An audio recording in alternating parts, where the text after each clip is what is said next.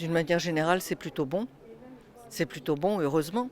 Eh bien, la majorité des saisines, c'est difficile de le quantifier par rapport au nombre de saisines, puisque la majorité des saisines que nous avons ne sont pas recevables, ne sont pas retenues, parce qu'elles ne concernent pas des problèmes de déontologie, elles concernent des problèmes de ligne éditoriale, qui sont la liberté de chaque média, et où elles concernent d'autres questions. Elles ne sont pas dans les temps, elles sont anonymes, elles sont formulées par un avocat, et nos statuts ne nous permettent pas de les accepter. Mais pour les saisines qui sont retenues, eh bien, à peu près la moitié ne sont pas fondées. Donc, dans l'ensemble, je trouve que c'est plutôt pas mal. C'est environ 30, enfin sur les deux ans d'activité que nous avons, il y a environ 37%, c'est de la presse écrite, 30% c'est la télévision, 17%, 17-18% sont les médias en ligne. Voilà, c'est ça l'essentiel. En 2 ans, ce serait trop beau.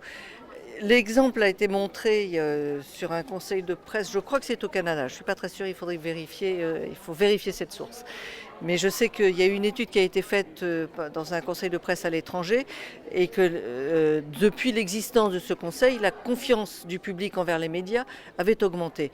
C'est ce que nous espérons arriver à montrer, que s'il y a vraiment un échange et si on explique ce qu'il se passe, à ce moment-là, il y aura une meilleure confiance. Mais ce n'est pas en 2 ans on peut le juger, je pense. Eh bien, il se trompe. Nous sommes une association euh, totalement indépendante. Notre financement provient des adhésions, de quelques subventions, mais la presse est aussi largement subventionnée et pourtant elle est libre et indépendante.